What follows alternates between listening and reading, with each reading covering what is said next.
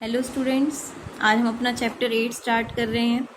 Origin of transaction, कहाँ से transactions आती हैं। सोर्स ऑफ डॉक्यूमेंट, इसमें हमारा दो चीज़ें हैं, source document of accountancy and vouchers. आज हम सोर्स डॉक्यूमेंट करेंगे, कल मंडे को वाउचर्स करेंगे। तो देखिए ओरिजिन ऑफ ट्रांजैक्शंस क्या है।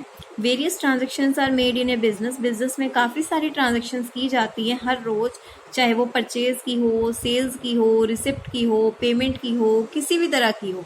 Every business transaction should be spotted by, किसी ना किसी डॉक्यूमेंट्री एविडेंस सबूत होता है जो उसको सपोर्ट करती है, जहाँ से हम ट्रांजेक्शन्स को रिकॉर्ड करते हैं। जैसे कैश मेमो है, कोई कैश रिसिप्ट है, इनवॉइस है, बिल डेबिट है, क्रेडिट नोट है, पेइंग स्लिप है, चेक है, और ये सारे हमारे क्या कहलाते हैं, सोर्स डॉक्यूमेंट। क्या कहलाते हैं, सोर्स डॉक्यूमेंट। तो आइए आज इन सोर्स डॉक्यूमेंट के बारे में पढ़ते हैं। ये फर्स्ट रिकॉर्ड है जहाँ पे डिटेल्स की, बिजनेस ट्रांजैक्शंस की डिटेल को रिकॉर्ड किया जाता है। सच डॉक्यूमेंट, इसमें आपकी डेट, टाइम, पार्टीज कितनी इन्वॉल्व हैं, यानी कि जो जो लोग इन्वॉल्व हैं उनके नाम वगैरह होते हैं। जो भी एंट्री इसमें की, जो भी जर्नल एंट्री हमारी बुक में की जाती हैं वो सोर्स डॉक्यूमेंट में से की जाती हैं।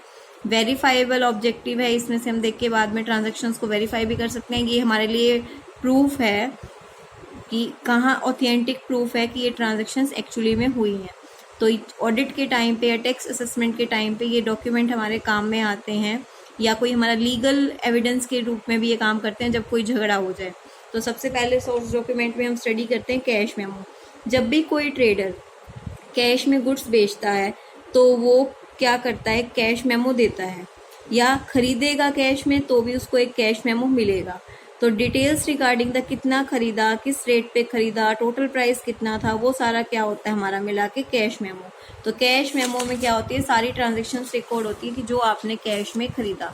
देखिए आप बिजनेस में कोई भी चीज़ खरीदेंगे या बेचेंगे कैश में, तो इस तरह का एक बिल आपको मिलेगा, यानी कि इस तरह का एक मेमो आपको मिलेगा। इसको हम कहते हैं कैश मेमो।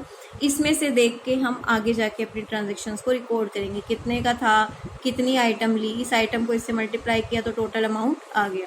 ठीक है। उसके बाद हमारा नेक्स्ट होता है बिल, जिसको हम इनवॉइस भी कहते हैं। जब बिल कब दिया जाता है, कैश मेमो तो कैश में, बिल दिया जाएगा क्रेडिट के लिए, जब कोई चीज़ आपने खरीदी है।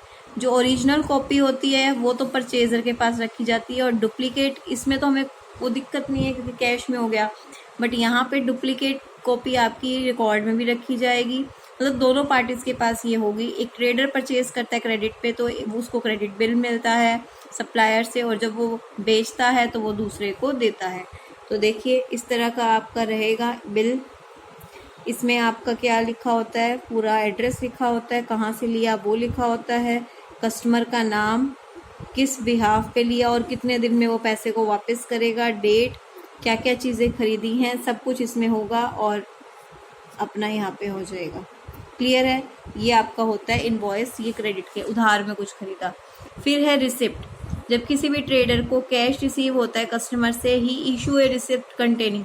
अभी तो यहाँ पे आप कुछ ना खरीद रहे हैं ना बेच रहे हैं, किसी चीज़ की आपको पैसा मिला है, ठीक है, तो वो आपको उसके साथ एक रिसिप्ट दे देगा, भाई हाँ ये पैसा आपने दे दिया है, और एक उसकी कॉपी अपने पास भी रखेगा। फिर है debit note. When we return goods to supplier, जब हम सप्लायर को गुड्स रिटर्न करेंगे तो हम उसको एक क्या देते हैं, डेबिट नोट। डेबिट नोट एक डॉक्यूमेंट है जिसमें सप्लायर के अकाउंट को हम क्या करते हैं, डेबिट करते हैं। इसकी डुप्लीकेट कॉपी मतलब रखी जाती है दोनों के पास। तो ये देखिए जब हम रिटर्न करते हैं तो हम क्या बनाते हैं, डेबिट नोट। ठीक है, इसमें सब मेंशन होता है। Credit note, when goods are received back from a customer. Debit note किस केस में होता है, परचेज रिटर्न, और क्रेडिट नोट किस केस में होगा, सेल्स रिटर्न। इसका भी इसी तरह का फॉर्मेट होता है। पे इन स्लिप आपको पता है, this is a form of bank use to deposit money. आप बैंक में कोई मनी डिपॉजिट करवाते हो तो पे इन स्लिप फिल करनी होती है उसकी। आपको अगर ध्यान हो, आप बैंक में पैसा जमा करवाने जाते हो, जो फॉर्म आप भरते हो उसका हाफ पोर्शन तो बैंक वाले रखते हैं और हाफ आपको दे देते हैं स्टैंप लगा के और साइन करके। तो पे इन स्लिप वही है। चेक आपको पता ही है, किसी पेमेंट करनी हो तो उसका नाम लिख के हम उसको इशू करते हैं। ठीक है, तो ये इस तरह का होता है। देखिए फेडरल बैंक का आपको दिया हुआ है चेक का स्पेसिमेन। ठीक है, वाउचर हम नेक्स्ट क्लास में करेंगे, अभी आज इतने टॉपिक को ही आप अपने अच्छे से करेंगे। कोई भी दिक्कत हो या कुछ हो, बस आपको इनके मीनिंग क्लियर करने हैं, इतना डीपली नहीं जाना, इनके आप फॉर्म एग्जाम्पल देख के समझ सकते हैं। Thank you.